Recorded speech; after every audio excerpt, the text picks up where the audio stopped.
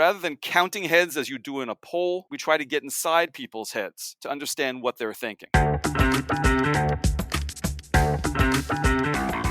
I'm Eric Wilson, managing partner of Startup Caucus, an investment fund and incubator for Republican campaign technology. Welcome to the Business of Politics show. On this podcast, we bring you into conversation with the entrepreneurs who build best-in-class political businesses, the funders who provide the capital, and the operatives who put it all together to win campaigns.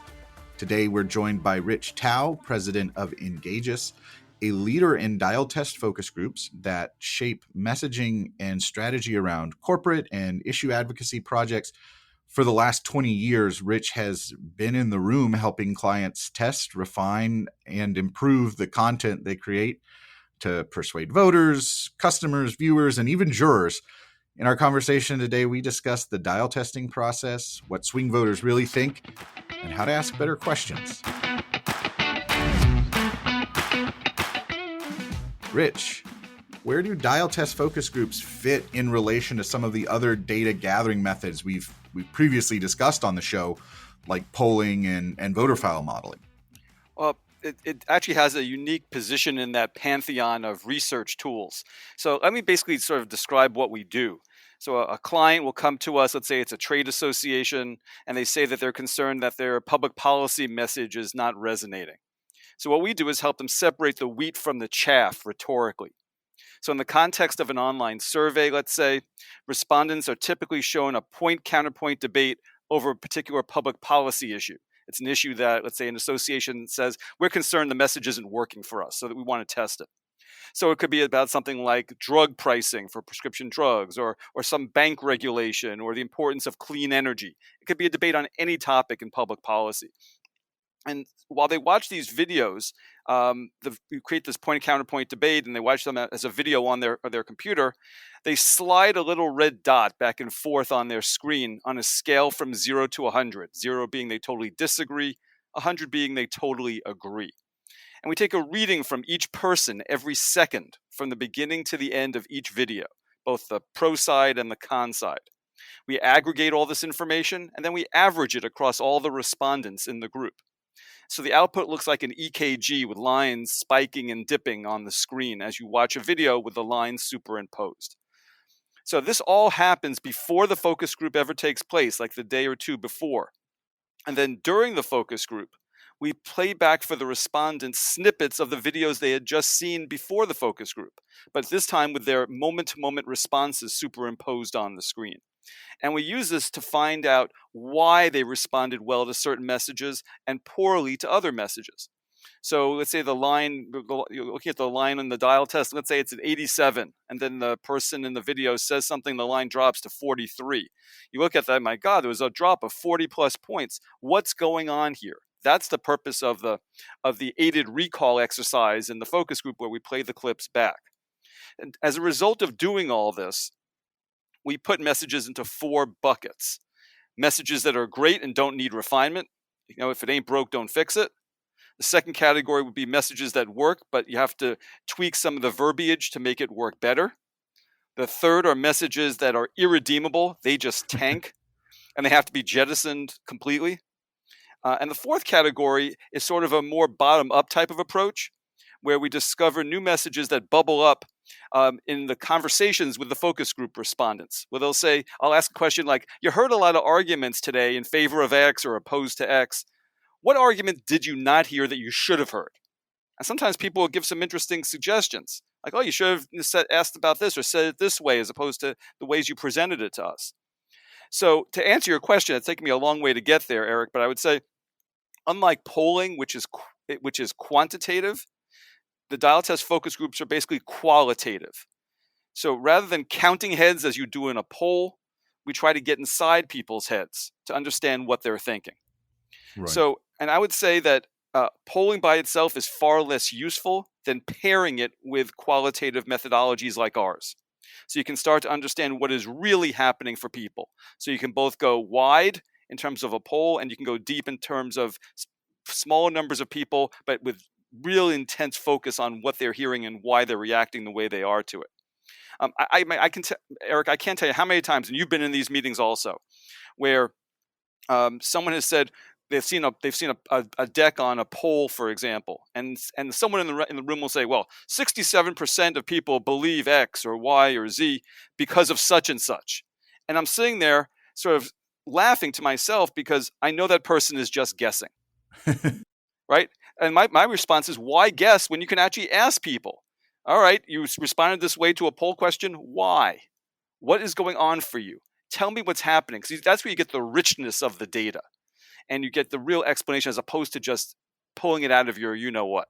Right. But I think just to clarify a couple things here, because you are superimposing that dial test, you are actually adding data on top of the qualitative instead of just, some focus groups are you get people at a mall, you put them in a room, you talk to them, but you are layering on that numerical data. You are, yeah. So there's a hybrid nature to it being both qual and quant. And there's always a debate, is it more qual, is it more quant? Here's the thing. In a focus group, you're talking about a very modest number of people. So it's not projectable. Right. So the quant side of it in terms of projectability isn't there. But what I use the quant, the 0 to 100 scale I was describing, what I use that for is basically to look for variation. I'm not getting as focused on is the number 47 or is it 63 or 91. I mean, that does matter. Don't get me wrong. And I do use that. But what I'm looking for is the delta. Like, where is there a huge spike? Where is there a huge dip? Especially with messages that my client thinks are great. And if they tank, I want to know why. So the numbers help me wrap my head around what's happening visually, and they're useful. And on an absolute level, they do have value. Don't get me wrong. I mean, I'd rather have my messages sailing along at 80 or 90 than at 50 or 60. That does matter. But in terms of knowing where to ask people what's happening for them, the change, the delta is really what I'm looking for. Right. And so help us understand where in the sequence this goes. Is it, I go out and do a big poll and then I create let's say I do some TV ads and then I bring it to the focus group for some dial testing. Is that, what's the sequence there? It varies from project to project. My preference is to start oftentimes with in-depth interviews, one-on-one, especially if I don't know the policy area very well. I've done work in a variety of fields, so I know policy across a wide spectrum, but there are sometimes clients will come to me with a policy issue that I haven't looked at before, and interviewing people one at a time over the course of 45 minutes or of an hour and doing it with a dozen people gives you phenomenal orientation ability. It enables you to focus on what they understand, what they don't understand, what they believe, what they disbelieve, because you start to see patterns emerge when you do interview after interview. So I often like to start with wide, open-ended type of questioning. Then after doing that, I would then focus on doing the dial testing and get the messages refined. And then some clients want to do polling basically for a national confirmation, or they want to know specifically which sub-audiences find which messages most resonant for them. So you can create the crosstabs. You can look very narrowly at, women 35 to 44 who live in the Southeast, and they're the ones who find the message most compelling, and you can target that way. So I like to start qualitatively, broad, open-ended, and work toward quantitatively much more narrow, closed-ended types of questions. Got it. One, I just want to share with listeners and you an example of where something like this would have been helpful in a campaign context. So I was working on a campaign where we had an issue that was, when we asked the question, we were getting an 80% favorability of the message. And so from our perspective, it would have been malpractice not to use that issue in the campaign. What we found when we started talking about it and doing creative around it, we didn't necessarily get that same sort of resonance. And so something like this would have been helpful. I'm curious, Rich, what kind of groups are coming to you for dial test focus groups? Is this just like a campaign thing or mostly on the issue advocacy side? What's the kind of client mix there? So the client mix is basically mostly trade associations in DC. So you're talking about folks like the U.S. Chamber of Commerce, pharma, the bankers, realtors, home builders, franchisors. So you name it. We also work with some. Our listeners need to know, because this is probably one of the first times we've really gone deep on trade associations, is that there is a trade association for everything in Washington. Well, yeah, multiple trade associations sometimes for everything. My favorite So is the morticians and funeral home owners. I learned about them at a baseball game one time when they went as a group and they got announced on the jumbotron. yeah, so they are not a client, at least Yeah. yet. But yeah, we work in a variety of different sectors, and the trade associations are phenomenal clients. So I generally shy away from campaign and election work.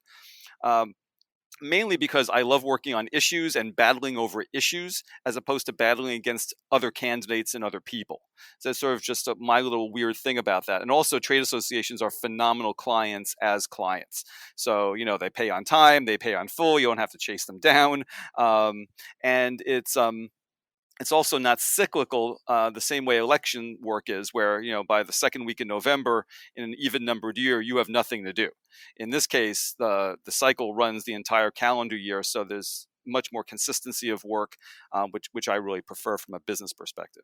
Rich, as a practitioner, in politics, my mental model of swing voters is that there really aren't enough of them to left anymore to make an impact in most races. And in those that are, the swing voters are mostly affected by issues beyond a campaign's control. I know you take a little bit of a different view of that because you are focused on these policy issues and not the 50% plus one of campaigns. How am I wrong on my view of swing voters, and what are some other things that people get wrong about swing voters? Part of what we do, separate from the work with the trade associations, each month we run something called the Swing Voter Project, where we conduct focus groups each month with Trump to Biden voters in key swing states, people who voted Trump in 16 and Biden in 20. We do this in conjunction with a company called Schlesinger Group that recruits the respondents for us, and Axios has an exclusive to cover the focus groups each month. So we started doing this in March of 2019 with Obama to Trump voters, and then pivoted to Trump to Biden voters after the last presidential election. And I would argue that these people are important because there are just enough of them, based upon various estimates, to actually swing the outcome of elections. They do matter. And they matter also in the sense that I see them as political weather vanes. In other words, you can tell by talking to them which issues are getting through, which messages are getting through, and which ones are not. And it's basically a way of seeing where two competing campaigns have the upper hand in terms of moving people in a particular direction. So in terms of what do people get wrong about them? Well, again, without overgeneralizing, Eric, I'd say people tend to think these swing voters are highly discerning and well informed. Many of these swing voters are not all that well informed about politics. And I have a sizzle reel of stuff that swing voters don't know that after I show it to people, they want to cry or move to Canada. Like what's a good example? So I did a focus group the Tuesday after the House had passed the infrastructure bill. If you remember, it was like late Friday night vote. It passed. It was a huge hurrah over the weekend. Lots of coverage of it. Tuesday night, I do focus groups. How many of you heard about the passage of the infrastructure bill? Not a soul had heard about it. Stephen Breyer is retiring. How many of you could tell me with confidence whether Breyer is a liberal or a conservative? Nobody could tell me. So you go down the list of stuff that people don't know. Like all of them knew that a building had collapsed in South Florida last year. It's like that kind of wall-to-wall coverage they hear about. But in terms of the function of government and what's happening legislatively or coming out of the White House, massive levels of ignorance. So I would say the thing that distinguishes a lot of these voters, not all, but a lot of them, is that they're in a perpetual state of dissatisfaction. So they voted for, let's say, Obama, and then they got sick of him, and then they voted for Trump, and then they got sick of him, and then they voted for Biden.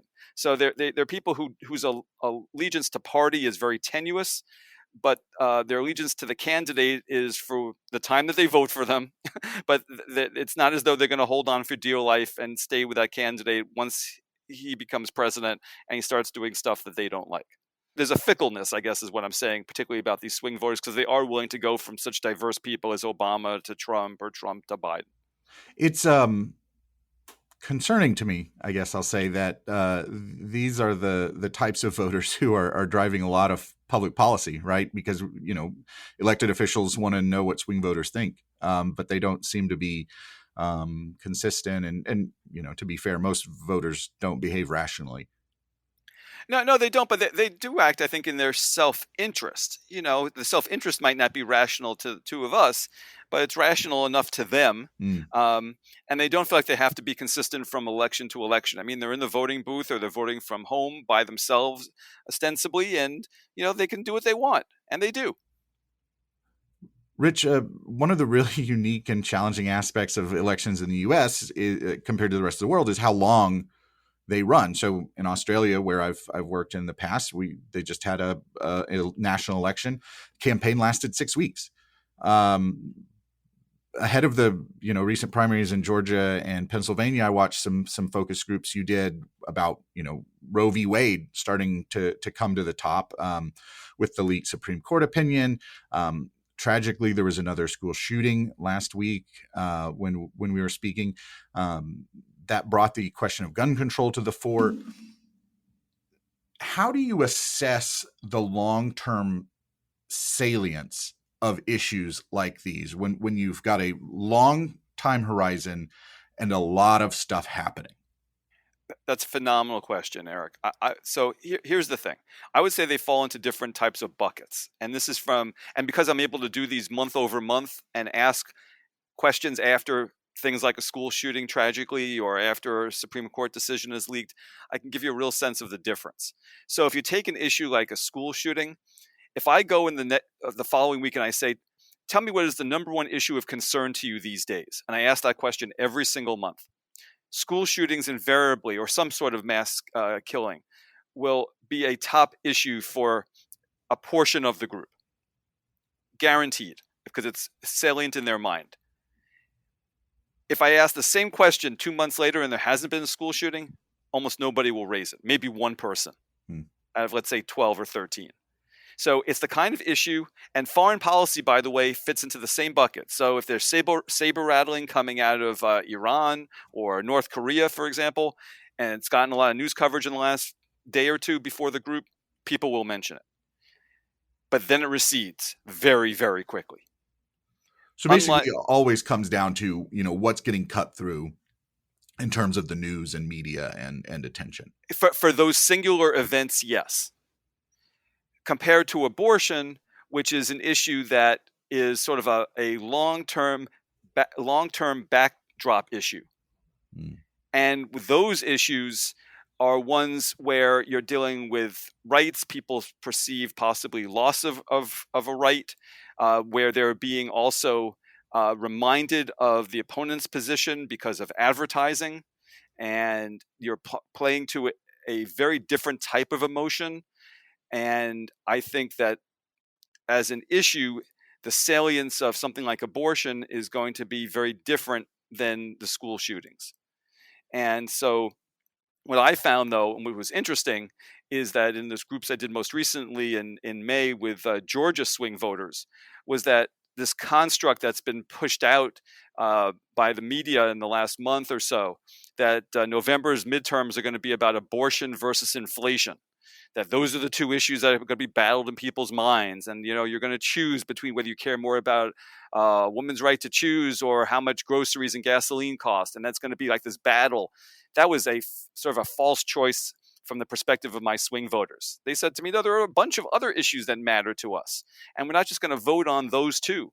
And it's not just about deciding between who's better on X or who's better on Y. It's much more complicated than that.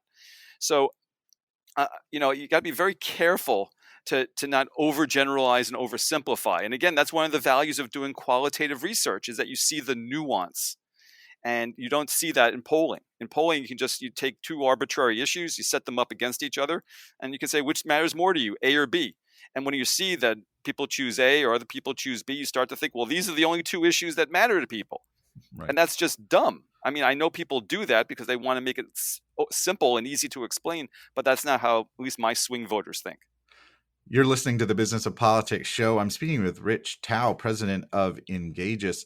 Rich, obviously conducting focus groups in person was not an option for you during the pandemic. What kind of pivot did you have to make to keep the business going? So from a business perspective, it was a massive change. We typically were on the road somewhere in the United States at a focus group facility for the majority of weeks over the last 20 years, up until March of 2020. And so we were constantly traveling. That ground to a halt when the pandemic set in, and we had to pivot very quickly to doing online focus groups. Thankfully, Zoom was already in place, obviously, and we got accustomed to that, and millions of other people got accustomed to it fairly quickly, which was extremely helpful from our perspective. And we also had an online tool called Perception Analyzer Online that I was describing earlier in terms of being able to do an online dial test. So being able to evaluate something continuously on a 0 to 100 scale by slotting a red dot back and forth on your screen. That substituted for what was a handheld dial with a knob on it, with an LED readout like on a digital clock. And you'd turn the dial left to right, and it would go from 0 to 100 and back. So we stopped using the dials. The dials are now sitting in Pelican cases in my basement, and they have not been touched literally in more than 2 years. So that was a huge change for us in terms of methodology. The other thing is, in the past, for focus group respondents to participate in a focus group, they had to be able to find the focus group facility, sit in a chair in the waiting room, eat a turkey sandwich, and then get called into the room at 6 o'clock or 8 o'clock and participate in the session.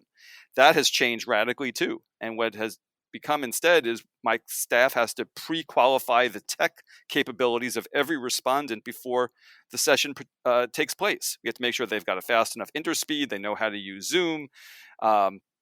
So there's a whole process that takes place behind the scenes now that enable us to go and execute these groups flawlessly when they actually take place. That wasn't required in person when we did it that way. But it's required now online. Are you missing out on people now because of those technological hurdles? So that's also a really great question. I think at certain margins, I probably am. People who live in rural areas who have very bad internet connectivity, that's an issue. There were people I cannot take because their speeds are just too slow. I would say, though, that most of the time I'm not missing out on the people I need because I'm also looking at narrow categories of people that clients want me to interview who don't fit the categories of the people who are hardest to find online. So people who are engaged in public policy heavily, that type of thing. We do a lot of work specifically with DC elites, for example, who live their lives on Zoom these days. Right, yeah. So those people, that doesn't matter. But yes, when I do need to have a wide geographic reach, that does become an issue. And it also becomes an issue, frankly, with getting older people into focus groups. Getting a 75 or 80-year-old to use Zoom where they've never done it before, that can be a bit of a heavy lift. So yes, it's they work great, but I am probably losing in certain cases certain people. There was a paper presented at AAPOR, which is the pollsters conference, or I think more academic conference, I guess last month now, where someone showed that because of the rural broadband speeds not being where they are, you're missing a lot of rural voters in some of these online surveys. It's just really interesting to see how the technology impacts the results we're able to acquire. Yep, absolutely. My hope is that with the infrastructure bill and the investments in broadband, that will be a problem that gets solved, hopefully, in the next few years. Yep. Or Starlink, maybe. Sure. You were the first person to introduce me to the field of behavioral economics almost a decade ago with the book Thinking Fast and Slow from Danny Kahneman. What's a cognitive bias? Well, I guess what's the cognitive bias that you think accounts for most irrational human behavior? I guess, what is your favorite cognitive bias? So, there are countless biases out there, but the one that rears its head in my work most often is confirmation bias. People seek out information that reinforces or confirms what they already believe, and it drives a huge amount of their thinking on seemingly every public policy out there. So, knowing that, which is extremely important, and understanding how it manifests itself, I do not try to fit square pegs into round holes. There are times when clients will say, well, just tell them such and such, and they'll believe it or they'll understand it. And my response is, well, no. I mean, we can test it out. I'll show you it doesn't work. And the reason it doesn't work is that people are wedded to what they already believe. They don't like to be told that they're wrong. They're not necessarily looking for alternatives to the way they view the world. And when you present facts that contradict what they already believe. They just dismiss those facts. Facts really don't have great persuasive value by themselves. Facts are great as supporting material when you're presenting a point of view that's rooted in a value. Yeah. So if you know that people value something and then you share a statistic that reinforces that value, you're great. But if you introduce a statistic that undermines a value that they hold, they'll just tell you you're wrong, or they'll question the source, or they'll say that you counted wrong, or whatever it happens to be. And I've seen this happen endless amounts of time. So confirmation bias to me is something that is really, really important. So I try to fit the messaging from my clients into the audience's preconceived values. And I try to show like a Venn diagram where my client's values and the respondent's values overlap. And if you can do that, then you've got the basis for a messaging platform on that particular issue. But if people don't think that you share their values, they will reject your arguments full stop. And that's a real problem for people trying to convey a policy message. That's fascinating. You obviously ask a ton of questions professionally. I probably hundreds a week. What's the most important thing that someone can do to ask better questions? I'd say there are three things. First is build a rapport with your interviewees at the beginning of the conversation so that they come to trust you quickly. And they're more willing to be candid if you do that. The second thing is show that you're listening really carefully, not just casually. Showing that level of engagement during the conversation enhances the trust level.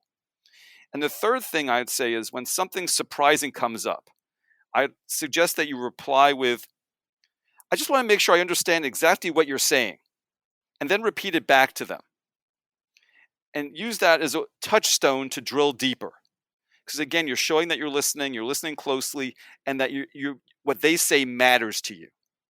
That you're working really hard as a listener to understand what they're really saying, so that when you want to drill deeper, you've gained their trust, and you're not misinterpreting what they are saying. And if you are misinterpreting, let them explain a second time what they're saying. The thing about the interviewing process is I'm often interviewing people who are not terribly articulate, so I have to kind of find the diamond in the rough and shine it a little bit to make sure that I'm understanding exactly what they're saying and that I'm not misinterpreting it myself. So those are three tools I would suggest using as an interviewer. That's great, and I think those are good tips to use in building any sort of relationship, and whether that's business or personal, the active and engaged listening and making sure that you clarify things. So those are great tips. Rich, I'm curious, is there a problem or challenge that you see your clients facing that would make for a worthwhile startup? I've been contemplating this question, for not just with your asking it, but for a long time myself. Obviously, I'm always looking for business opportunities.